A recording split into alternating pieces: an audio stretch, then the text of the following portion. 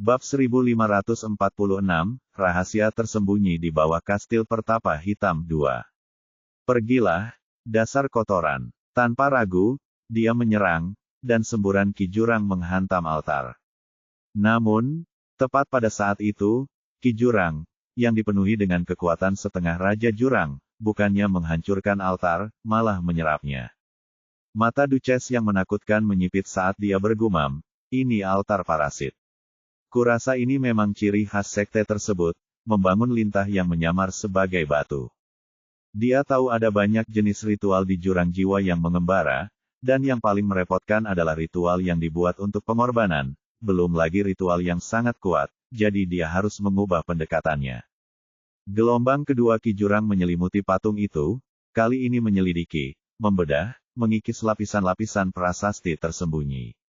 Rune berkelebat muncul, itu adalah simbol-simbol yang terpelintir dan patah yang menggeliat seperti cacing ketika terbuka. Saat kinya menyentuh inti patung bertanduk itu, dunia di sekitarnya tiba-tiba lenyap seolah kegelapan telah melahap segalanya. Sesaat kemudian, sebuah mata tunggal terbuka di kehampaan. Itu adalah bola mata mengerikan tanpa kelopak yang sama seperti berhala itu. Mata itu menatap langsung padanya, penuh dengan rasa lapar yang begitu kuno hingga terasa lebih tua dari kematian. Bisikan memenuhi tengkoraknya, "Kelaparan, kelaparan, kelaparan." Suara-suara bertumpang tindih, ribuan, mungkin jutaan, semuanya berteriak meminta pembebasan atau konsumsi, tetapi dia tidak bisa membedakan yang mana.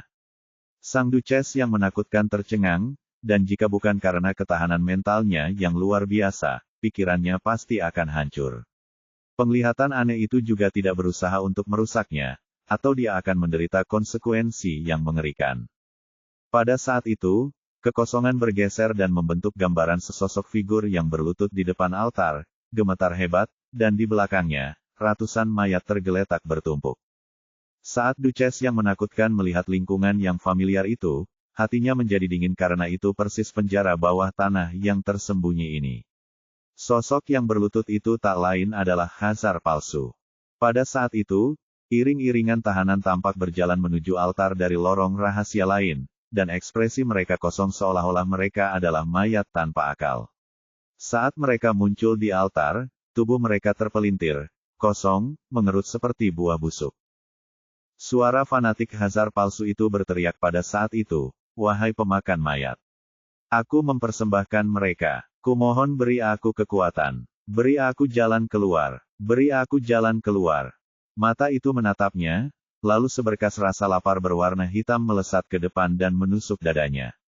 Seluruh tubuhnya terpelintir, berubah bentuk, dan terdistorsi hingga ia bukan lagi seorang Khazar, melainkan boneka yang dipenuhi kebencian yang kelaparan. Sesaat kemudian, semua tahanan berubah menjadi debu dalam hitungan detik, dan altar itu bersinar merah tua dalam ingatan, berdenyut setiap kali menerima pengorbanan, seperti jantung yang berdetak di atas nyawa yang dicuri, dan kemudian penglihatan itu terputus. Sang Duchess terhuyung mundur selangkah, giginya bergemeletuk, suaranya berbisik, tetapi suaranya mampu menghancurkan gunung. Orang-orang yang dia berikan kepada makhluk itu semuanya berasal dari tambang. Auranya meledak, dan seluruh gua bergetar, tulang-tulang beterbangan seperti pecahan peluru saat niat membunuhnya merobek ruangan itu. Bayangannya muncul di belakangnya, membentang menjadi siluet mengerikan dengan mata yang menyala-nyala. Sekte Bintang Abadi. Matanya menyipit dengan ketajaman yang membara, "Hubungan kita belum berakhir." Dia mengangkat tangan kanannya lagi, kali ini memanggil api gelap seperti merkuri yang menyala tanpa cahaya dan memancarkan aura kehancuran total. Api pemusnah obsidian. Namun begitu api menyentuh patung itu bereaksi, dan terdengar suara melengking seperti logam. Akan tetapi, suara itu bukan berasal dari altar, melainkan dari suatu tempat yang jauh. Tanduk berhala itu bersinar redup, dan seluruh ruangan menjadi remang-remang seolah-olah sesuatu sedang menyedot cahaya dari dunia. Sang Duchess secara naluriah mundur, nalurinya berteriak bahaya, dan setelah itu, rantai-rantai muncul. Rantai tak terlihat, gaib dan kuno, muncul sesaat di sekitar berhala, rantai yang diukir dengan rune yang bahkan membuat Duchess tersentak. Mereka melilit patung itu seperti jerat, mengencang hingga retakan membelah batu. Dia mengenali perasaan itu, hukum dosa, bukan, ini mirip tapi jauh lebih mendalam. Siapa? Patung itu bergetar hebat, mengeluarkan suara berderak yang mengerikan, dan kemudian akhirnya hancur berkeping-keping.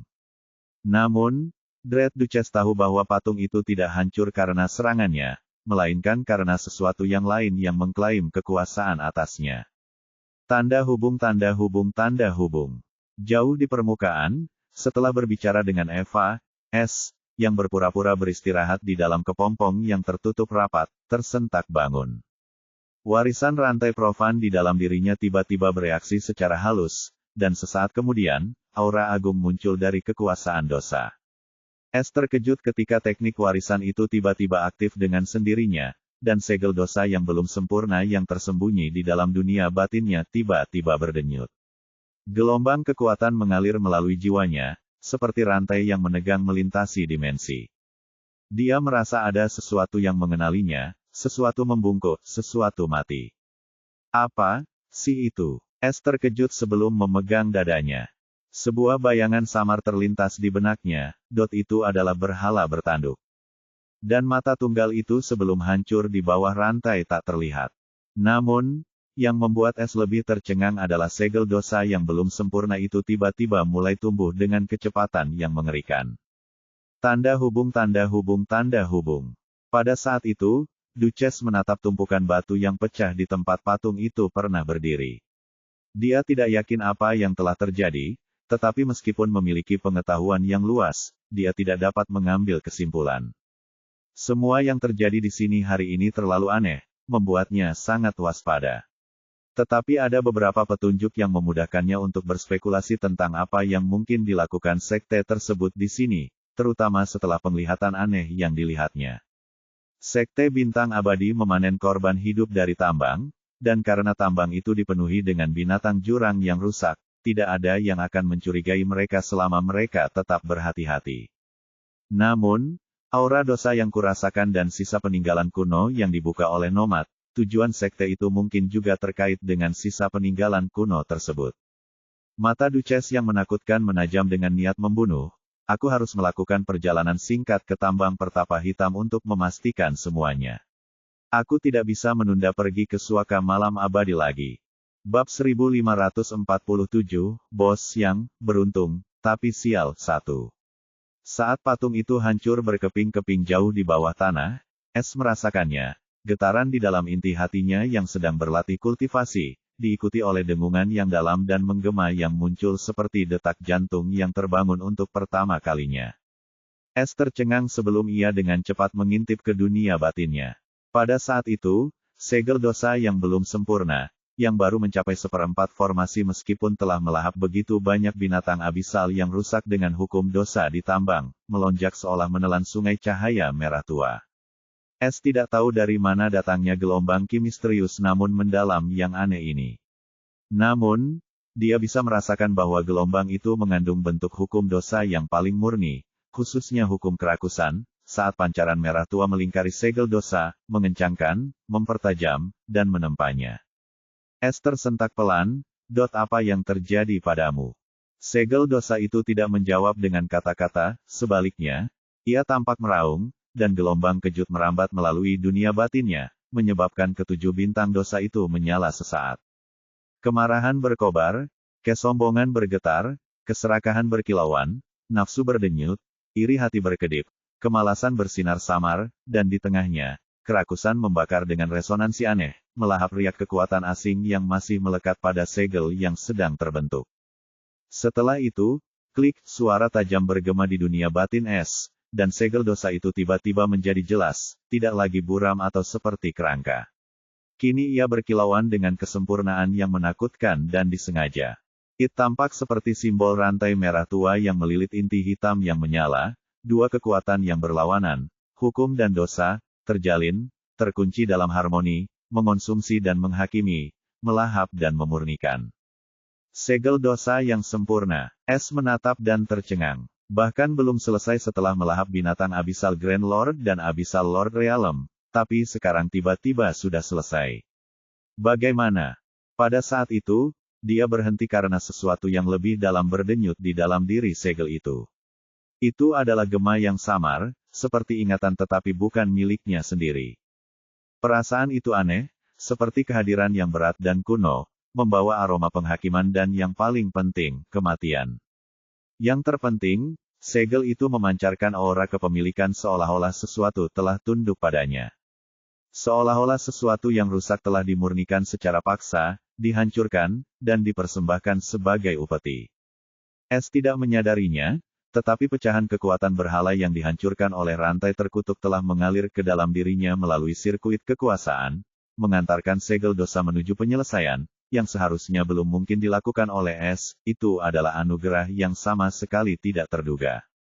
Namun demikian, bagi S, itu adalah keberuntungan besar karena, meskipun hanya menciptakan satu segel dosa, itu sudah cukup untuk menjadi kartu truf terbesar S. Petik 2. Dominasi dosa bahkan lebih gila dari yang kuduga. Napasnya menjadi tenang, dan dia dengan lembut menyentuh dunia batin dengan kemauannya, merasakan kekuatan segel dosa. Segel dosa yang telah selesai berdenyut sekali, dan gelombang wawasan yang besar menghantamnya. Prinsip-prinsip mendalam tentang dosa, kerusakan, penyucian, resonansi, penghakiman, dan penghancuran semuanya sekaligus. Itu bukanlah pengetahuan melalui kata-kata, itu adalah naluri, hukum, dan kebenaran yang terwujud mengalir ke dalam dirinya seperti air, dan bahkan raja-raja abisal pun tidak dapat bersentuhan dengan sesuatu yang begitu mendalam yang dialami S meskipun ia hanya seorang Master Ascension. Pada saat itu, dia terhuyung-huyung dengan sedikit rasa gembira, jika hanya satu segel dosa saja sudah terasa seperti ini. Jari-jarinya mengepal, lalu bagaimana rasanya 10. 1 siklus. 100 siklus. Dia gemetar, bukan karena takut, tetapi karena potensi mengerikan dari dominasi dosa yang ditinggalkan oleh leluhur rantai profan, dan menurut leluhur itu, potensi tersebut masih belum sempurna. Namun S dengan cepat menenangkan diri dan ekspresinya berubah muram, kekuatan ini, aku harus berhati-hati. Peringatan sang leluhur terlintas dalam pikirannya, jika hatimu bimbang, dosa tidak akan melayanimu, ia akan melahapmu. S menghela napas dalam-dalam dan memaksa dirinya untuk tenang, dan segel dosa bersinar redup, seolah mengakui pengendalian dirinya. Namun, bahkan saat kegembiraan itu memudar, S mengerutkan kening. Karena terpendam jauh di dalam segel dosa itu ada sesuatu yang lain, sesuatu yang tidak dia mengerti, seperti denyut nadi asing, jejak sesuatu yang hancur, sisa-sisa ketakutan, dan pengabdian. Seperti hati seorang penganut yang terpisah dari Tuhannya. S menggelengkan kepalanya dan kembali tenang karena dia perlu memulihkan diri. Seandainya Dread Duchess mengetahui bahwa orang yang membantunya menghancurkan berhala Draugr abadi, dan tanpa disadari menyelamatkannya dari nasib yang mengerikan, adalah S, tidak ada yang tahu bagaimana reaksinya. Tanda hubung. Setelah S meninggalkan tambang pertapa hitam, tidak ada yang menyadarinya, tetapi kekacauan di dalam tambang berkurang setengahnya, dan para binatang abisal yang berkeliaran tampaknya sedikit tenang. Selain itu, beberapa abisal bis bahkan mencoba meninggalkan tambang seolah-olah dibebaskan dari suatu kediktatoran, tetapi karena penghalang Dread Duchess, tidak ada yang bisa lolos. Mirage Shadow tidak lagi kembali ke tambang karena dia diperintahkan untuk diam-diam menjaga nomad, sekaligus membuat Khazar yang asli sadar kembali, yang hampir mustahil. Lagi pula, dia tampaknya jatuh koma setelah memohon kepada S dan Zarya. Namun, yang bahkan tidak diduga oleh Duchess yang menakutkan adalah bahwa saat dia sedang menyelidiki dan menemukan petunjuk tentang Sekte Bintang Abadi, dua pencuri hendak menjarah pasar pertapa hitam.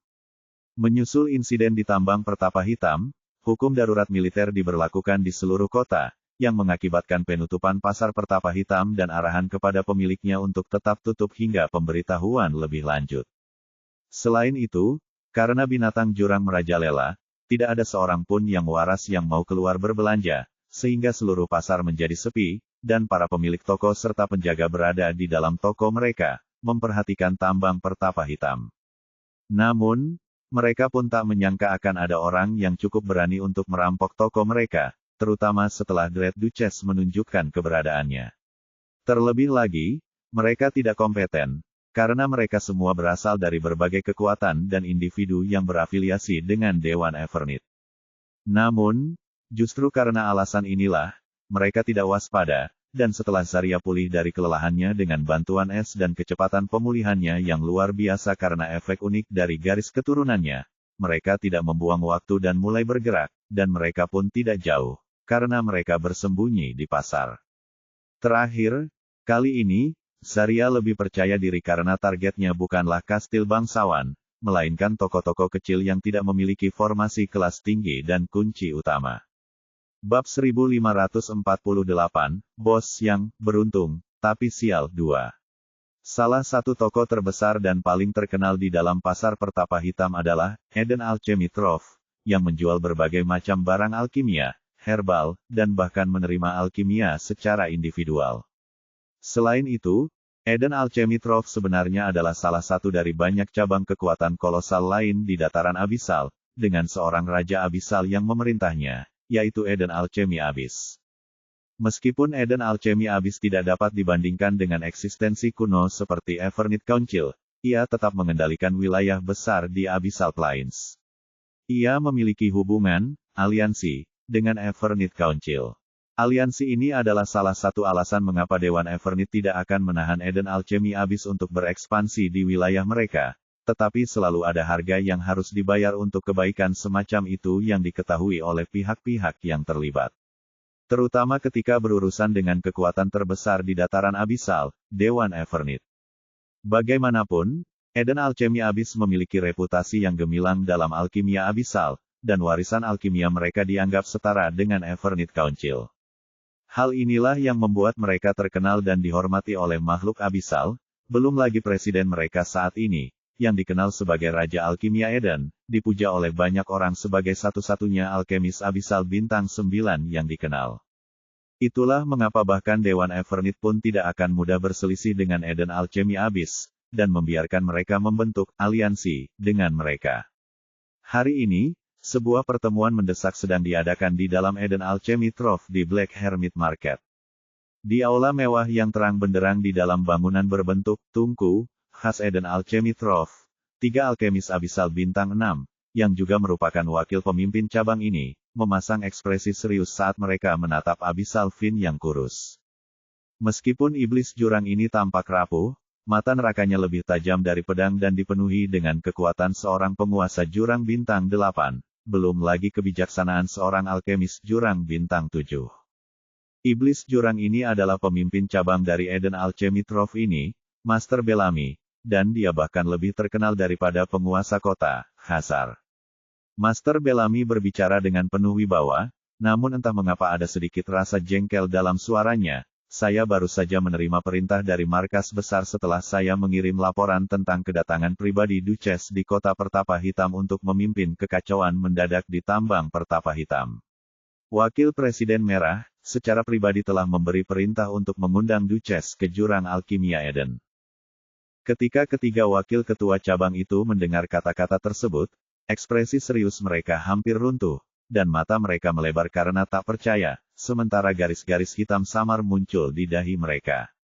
Salah satu wakil pemimpin, seorang iblis jurang, hampir kehilangan kendali diri saat ia berseru, "Apa? Wakil Presiden Merah telah dibebaskan." Bukan hanya itu, tapi jangan bilang dia masih belum menyerah. Seorang abisal Fin lainnya dengan kulit coklat gelap dan tubuh kekar, tak kuasa menahan seruan tak percaya seolah mendengar sesuatu yang menggelikan. Wakil pemimpin lainnya, iblis raksasa bersayap, mengangguk sambil menambahkan, "Apakah menurutmu dia sudah melupakan pemukulan itu? Dasar orang tak tahu berterima kasih, jaga ucapanmu." Tuan Bellamy memarahi sambil menatap tajam iblis raksasa bersayap itu, membuat iblis itu dan yang lainnya menundukkan kepala dengan sedikit rasa kesal seolah-olah mereka diperlakukan tidak adil hanya karena mencoba menyatakan sebuah fakta. Namun, Master Bellamy sendiri memiliki pemikiran yang sama dengan para wakil pemimpinnya karena hal itu sebenarnya bukanlah rahasia. Bahkan, itu adalah salah satu topik kontroversial terbesar di dataran abisal, dan juga noda terbesar pada reputasi Eden Alchemy Abyss. "Kita tidak seharusnya bergosip tentang atasan kita," kata Master Bellamy dengan nada datar. Tapi kaulah yang bergosip tentang itu dengan para pemimpin cabang kerajaan Obsidian Myriad. Semua wakil pemimpin memikirkan hal yang hampir sama pada waktu yang bersamaan, dengan rasa disdain yang tersembunyi di dalam hati mereka. Seolah merasakan penghinaan mereka, wajah Master Bellamy sedikit pucat, dan dia dengan marah berteriak, "Kalian para tukang ikut campur. Aku sudah memutuskan, kalian bertiga akan menyelesaikan tugas yang diberikan oleh Wakil Presiden Scarlet ini secara pribadi." Begitu ketiga wakil pemimpin itu mendengarnya, ekspresi mereka langsung pucat pasi seolah-olah mereka telah dijatuhi hukuman mati. "Pemimpin, kami salah, tolong jangan kirim kami ke kematian. Kau tahu kan betapa ganasnya Duchess yang menakutkan itu. Dia akan membakar kita hidup-hidup jika kita berani menyebut namanya. Dan kita juga tidak akan punya presiden yang terhormat untuk menyelamatkan kita." Ketiganya memohon dengan air mata yang deras di mata mereka sambil menatap Master Bellamy seolah-olah jiwa mereka akan meninggalkan tubuh mereka jika yang terakhir tidak mencabut perintah yang mematikan itu. Tuan Bellamy mendengus, tetapi hatinya melunak karena dia sebenarnya tidak akan mengirim mereka dan sedang memberi mereka pelajaran. Lagi pula, Tuan Bellamy sendiri pun tak akan berani pergi karena ia tahu itu sama saja dengan mengetuk pintu malaikat maut. Belum lagi wakil presiden Scarlet itu terkenal sebagai pembuat onar. Semua orang ingin menjauh darinya. "Selama kalian bersikap baik, aku akan melupakan apa yang baru saja kukatakan." Tuan Bellamy mengangguk, tetapi ancaman dalam pernyataannya jelas terlihat. Bagi ketiga orang itu seperti pengampunan, dan mereka hampir terharu hingga menangis dan hendak berterima kasih kepada Tuan Bellamy dengan sangat tulus ketika tiba-tiba. Bang! Pintu ruang pertemuan terbuka dengan keras, mengejutkan semua orang, termasuk Master Bellamy, dan dia hampir saja meledak dalam amarah, tetapi dengan cepat menahan kata-katanya ketika dia melihat orang yang telah mendobrak pintu tersebut. Pada saat itu, sesosok iblis abisal dengan sikap garang dan penampilan acak-acakan menatap Tuan Bellamy dengan mata merah seperti musuh bebuyutan, membuat Tuan Bellamy merinding. "Penjaga alkimia, apa yang terjadi?" tanya Master Bellamy dengan sopan, meskipun penjaga cabang itu bersikap tidak hormat secara tiba-tiba. Alasan dibalik sikap sopan Master Bellamy adalah karena orang ini adalah seorang Grand Lord setengah abisal, yang sebenarnya bertanggung jawab atas keamanan cabang ini dan melindungi berbagai harta karun di dalam Eden Alchemy Trove. Tidak ada seorang pun yang cukup nekat untuk pergi ke Eden Alchemy Abyss. Jika ini terjadi beberapa tahun yang lalu, peran penjaga alkimia di dalam Eden Alchemy Abyss bahkan belum ada. Namun setelah munculnya malaikat jahat yang terhormat, dan dia benar-benar merampok harta karun alkimia Eden, bukan hanya sekali tetapi 5 kali berturut-turut, jurang alkimia Eden terpaksa menciptakan penjaga alkimia dan membagi pasukannya, belum lagi merekrut para ahli. Namun, karena Eva sudah lama tidak aktif, orang-orang mulai melupakannya. Meskipun demikian, Eden Alchemy Abyss tidak akan pernah bisa melakukan hal yang sama, dan peran penjaga alkimia juga tetap sama. Bahkan ada desas-desus bahwa Raja Alkimia Eden masih mencari Eva hingga hari ini. Melihat ekspresi Guardian Alkimia yang biasanya lesu dan tampak seperti telah dikebiri, semua orang tahu bahwa sesuatu yang besar telah terjadi.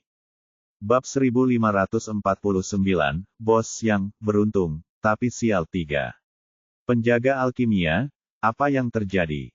Saat pertanyaan sopan Tuan Bellamy terucap dari bibirnya. BOOOOOOM. Ledakan tekanan jurang yang dahsyat meletus dari penjaga alkimia seperti letusan gunung berapi. Aula mewah itu mengerang dan kemudian menjerit di bawah beban tiba-tiba dari kekuatan tak terkendali seorang penguasa agung setengah jurang. Udara di sekitarnya terasa membeku, dan ketiga wakil pemimpin itu bahkan tidak mampu berdiri. Krak, hancurkan. Kursi mereka, yang terbuat dari kayu besi abisal grade 5, hancur berkeping-keping seperti cangkang rapuh. Ketiga alkemis abisal itu terhempas ke tanah dengan kekuatan yang menghancurkan tulang, anggota tubuh mereka tertekuk pada sudut yang tidak wajar. Mata mereka melotot, tidak ada jeritan yang keluar dari tenggorokan mereka karena tekanan bahkan tidak memungkinkan mereka bernapas, apalagi mengeluarkan suara. Darah mulai mengalir dari hidung, telinga, dan mulut mereka, tubuh abisal mereka gemetar seperti serangga di bawah kaki setengah penguasa agung abisal. Tuan Bellamy nyaris tidak bisa berdiri tegak, tetapi hanya sebatas lututnya yang sudah lama menekuk, tulang punggungnya melengkung, dan suara retakan dari tulangnya bergema seperti ranting yang patah. Wajahnya pucat pasi, dan pikirannya kosong sementara hatinya mati rasa karena syok dan tak percaya. Apakah dia gila?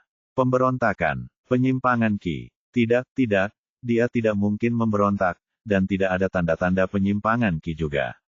Tapi lalu mengapa dia? Namun tatapan membunuh yang diarahkan kepadanya tak lain adalah kebencian pribadi.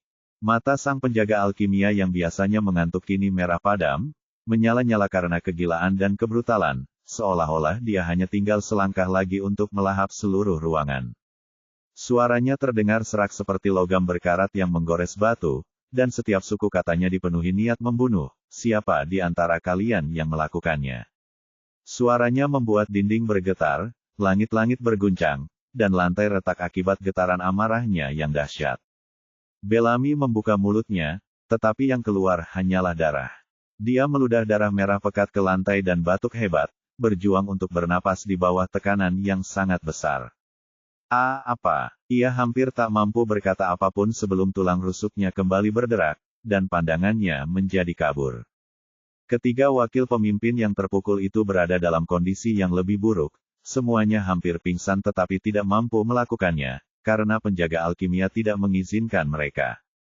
Tekanan dahsyatnya menjepit kesadaran mereka dalam cengkeraman kejam, membuat pikiran mereka tetap terjaga, memaksa mereka merasakan setiap saat penderitaan tanpa jalan keluar. Ketajaman pikiran sang penjaga menembus mereka semua seperti pisau, mendeteksi bahkan gerakan sekecil apapun dari rasa bersalah, kecemasan, atau tipu daya. Namun, dia tidak menyukai apa yang dia temukan, yaitu, tidak ada apa-apa. Kebingungan Bellamy itu nyata, dan ketakutan para wakil pemimpin itu tulus dan tidak dibuat-buat. Tak satu pun dari mereka memiliki secercah kesadaran seperti orang yang tertangkap basah melakukan sesuatu yang terlarang. Namun hal ini justru semakin membuatnya marah. Jangan berani-beraninya kau berbohong padaku. Aura membunuhnya melonjak, dan lantai ambruk di bawah tubuh mereka.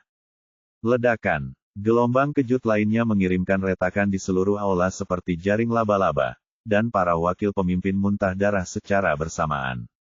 Kaki Tuan Bellamy akhirnya lemas, dan dia berlutut, keringat dingin mengalir deras di punggungnya.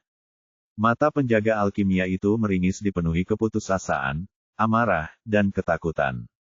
Suaranya menggelegar seperti guntur, brankas perbendaharaan kosong. Siapa yang mengambil semuanya? Kata-kata itu menghantam aula lebih keras daripada tekanan yang ada, dan pikiran Bellamy menjadi kosong ketika mendengar kata-kata itu, dan pada saat itu, kesadaran muncul padanya tentang perilaku gila penjaga alkimia. Adapun para wakil pemimpin, mata mereka membelalak meskipun kesakitan, saat satu kata terngiang di benak mereka seperti bisikan hantu. Kosong. Ruang penyimpanan harta karun Eden Alchemitrov dapat dianggap sebagai salah satu ruang penyimpanan teraman dan paling dijaga ketat di seluruh wilayah, namun sekarang ruang penyimpanan itu telah dikosongkan.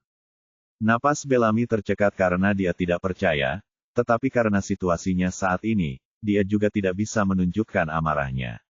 Itu tidak mungkin, bisiknya lirih dengan suara gemetar. Pada saat itu, penjaga alkimia melangkah maju, dan tanah penyok di bawah setiap langkahnya. Kemarahannya kembali membuncah, hampir mencekik udara. Jangan berani-beraninya kau bilang itu mustahil. Geramnya, urat-urat di lehernya menonjol, membuat wajahnya yang seperti iblis semakin mengerikan. Aku melihatnya dengan mata kulitku sendiri. Setiap permata, setiap herba, setiap eliksir, setiap artifak, setiap jimat ABYSSAL, dan bahkan barang yang tersegel itu. Aura di tubuhnya berkobar ganas saat dia menggertakkan giginya sambil mengucapkan kata-kata terakhir itu. Semuanya hilang. Seluruh aula diselimuti keheningan mencekik yang dipenuhi ketersenjingan, penyangkalan, dan teror. Tuan Bellamy merasa darah mengalir deras dari wajahnya, dan ketiga wakil pemimpin itu gemetar tak terkendali. Namun, sang penjaga belum selesai, ia mencondongkan tubuh ke depan, niat membunuh memenuhi setiap inci ruangan itu. Suaranya terdengar seperti geraman putus asa, jika tak seorang pun dari kalian mengambilnya, dan aku tidak menemukan para pencuri, dan mengambil kembali barang yang disegel itu. Wakil Presiden Merah akan menggunakan kepalaku sebagai bahan alkimia. Pada saat itu, Master Bellamy berpikir penjaga alkimia akan menggunakan metode lain yang lebih persuasif, untuk membuat mereka berbicara karena dia tampaknya tidak mempercayai mereka. Dan dia juga tidak dalam keadaan waras untuk mendengarkan penjelasan mereka, dan mereka semua akan mati di tangan orang gila ini. Namun, yang mengejutkan dan melegakan semua orang, tekanan jurang yang menghancurkan mereka tiba-tiba lenyap, dan sang penjaga menatap tajam Tuan Bellamy dalam diam. Meskipun Master Bellamy dan yang lainnya merasa lega, mereka hampir saja menyentuh gerbang neraka barusan. Namun, ekspresi lega mereka berubah menjadi muram dan cemas ketika mereka mengingat alasan di balik amukan penjaga alkimia. Apakah ini benar-benar terjadi? Master Bellamy tak kuasa menahan diri untuk bertanya dengan lemah, karena ia tampaknya tidak membenci penjaga alkimia atas apa yang telah dilakukannya, sebab ia tahu bahwa ia mungkin akan melakukan hal yang sama jika berada di posisi penjaga tersebut. Penjaga alkimia dapat merasakan meningkatnya kecemasan dan kegugupan Master Bellamy, yang mirip dengan miliknya sendiri, dan keraguannya semakin berkurang. Dia mengangguk dengan serius sebelum menggertakkan giginya sambil berkata, "Aku tidak akan bercanda tentang hal seperti ini. Ketika kau menerima pesan dan barang yang disegel dari markas besar, aku membawa barang itu ke brankas perbendaharaan untuk disimpan. Namun, saya tidak tahu bagaimana atau mengapa, tetapi kunci utama di brankas perbendaharaan benar-benar mengalami kerusakan pada saat itu. Jadi, saya mengaktifkan semua formasi lainnya dan pergi ke ruang kontak untuk meminta seorang ahli kunci abisal." Pada saat itu, ekspresi penjaga alkimia berubah menjadi penuh kebencian dan amarah yang membara saat dia menggertakkan giginya karena marah. Sedikit ketidakpercayaan terlihat di matanya. "Kurasa aku hanya butuh sekitar 6 menit atau bahkan kurang ketika aku kembali, dan aku melihat formasi-formasi itu dinonaktifkan, dan semuanya hilang. Tapi ada sesuatu yang baru di sana." Tiba-tiba, sebuah permata jurang yang bersinar muncul di telapak tangan penjaga alkimia. Namun, alih-alih berbentuk bulat seperti biasanya, koin itu diukir menjadi bentuk segi 5 yang indah, dengan ukiran unik di kedua sisinya. Di satu sisi terdapat simbol seekor kucing ramping yang melilitkan ekornya di sekitar koin, dan di sisi lainnya terdapat sebuah nama, Bos Sial. Bab 1550, Bos yang beruntung, tapi sial 4. Saat Aula Eden Alchemitrov diliputi keheningan yang mencekam, di seberang pasar pertapa hitam, mimpi buruk yang persis sama sedang terjadi. Sama seperti Abyssal Armory of Obsidian Claws di Black Hermit Market, toko pembaruan lainnya, yang terkenal dengan senjata abisalnya yang luar biasa. Pada saat ini, jauh di dalam ruang bawah tanah batu hitamnya, sang pengawas, iblis bertanduk obsidian menjulang tinggi dengan 4 lengan, menatap kosong kehampaan di hadapannya. Beberapa saat yang lalu, dia membuka brankas untuk memeriksa kiriman senjata yang baru tiba agar dia bisa mendapatkan keuntungan dengan menjualnya kepada pasukan atau petualang setelah darurat militer ini dicabut. Namun, alih-alih barisan senjata kosong, suaranya tercekat sebelum momen berikutnya. Kosong. Raungannya mengguncang seluruh gudang senjata. Senjata, baju besi, perlengkapan, semuanya hilang, dan satu-satunya yang tersisa tergeletak mengejek di atas alas. Itu adalah koin berbentuk segi 5 dengan seekor kucing ramping yang melilitkan ekornya di sekitar koin, dan di sisi lainnya, nama terkutuk yang sama yang akan memberikan mimpi buruk kepada Eden Alchemitrov. Bos yang sial. Kelopak mata pengawas itu berkedut hebat. Petik 2 titik. Aku akan membunuh seseorang, siapapun. Dia gemetar, memegangi kepalanya yang botak, dan keempat lengannya bergetar dengan keputusasaan yang sama seperti penjaga alkimia. Siapa sebenarnya bos yang tidak beruntung ini? Di toko mewah lainnya yang bernama Night Sade Potion Pavilion, seorang kurcaci berkulit gelap dengan 13 mata melayang tampak anggun dan hampir pingsan. Ruang penyimpanan miliknya, yang dilindungi oleh 7 lapis susunan formasi, telah dibobol seperti tahu murahan. Adapun racun-racun kesayangannya, semuanya hilang tanpa tersisa setetes pun.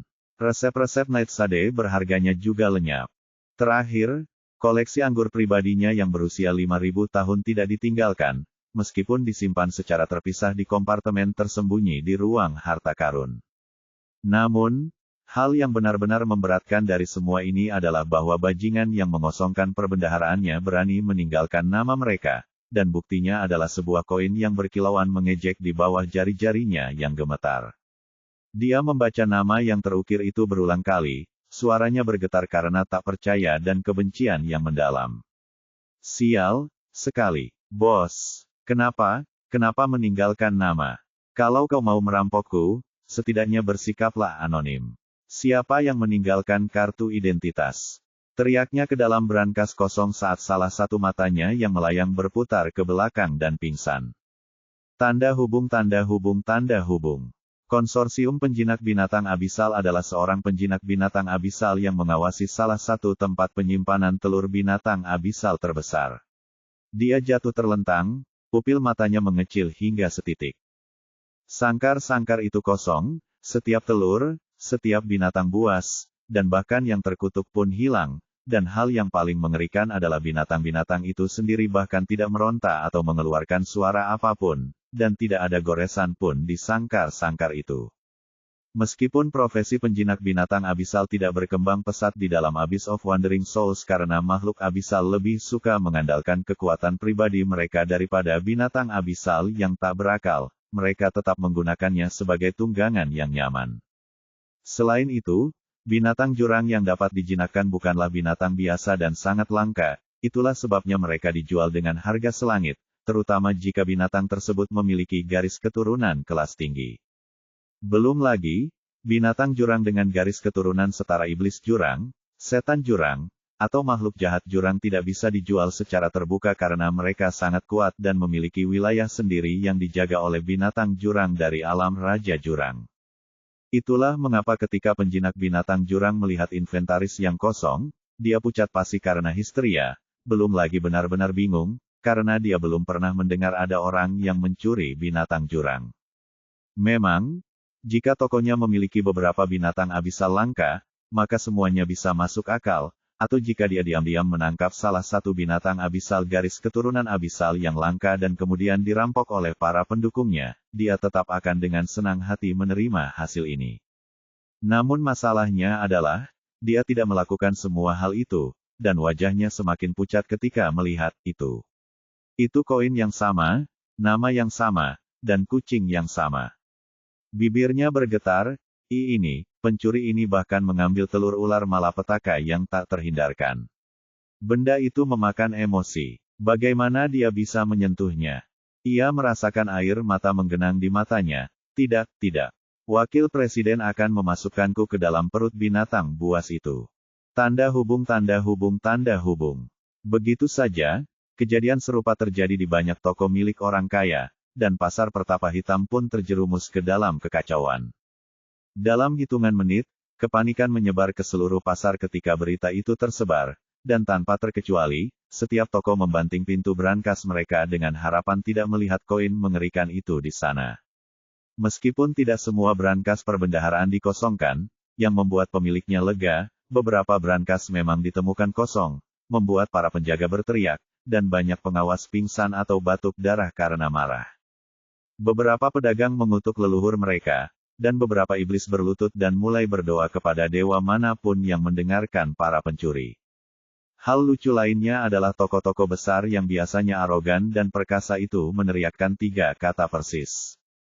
Kami dirampok. Setiap brankas memiliki koin yang sama, kucing yang sama, dan nama yang sama, bos nasib, yang menyebar dengan cepat di dalam pasar pertapa hitam dan kemudian menyebar lebih jauh, terutama karena kekacauan di tambang pertapa hitam. Sebagian orang mulai meneriakkan nama itu seperti kutukan, sebagian lain seperti ancaman, dan sebagian lagi seperti doa. Namun pada akhirnya, semua orang mengingat nama ini, dan tak lama kemudian kota yang tadinya sepi itu mulai ramai. Bos yang sial, siapakah bos sial ini? Jenis keturunan iblis apa yang meninggalkan tanda tangan? Mungkinkah itu Eva? Sebagian orang bersumpah itu adalah kembalinya malaikat jahat yang terhormat, dan sebagian lainnya mengira itu adalah pencuri baru yang sedang naik daun yang telah mengetahui cara kerja Eva. Namun terlepas dari rumor yang beredar, pasar saat itu benar-benar kacau. Puluhan penguasa jurang menerobos jalanan, mencari pencuri yang tak terlihat. Formasi-formasi muncul secara acak, langit meredup karena banyaknya semburan aura, dan para iblis menangis, menjerit, mengancam, meratap, menuduh, sebuah kekacauan total di pasar. Mau tak mau, kekacauan itu mencapai kastil penguasa Pertapa Hitam.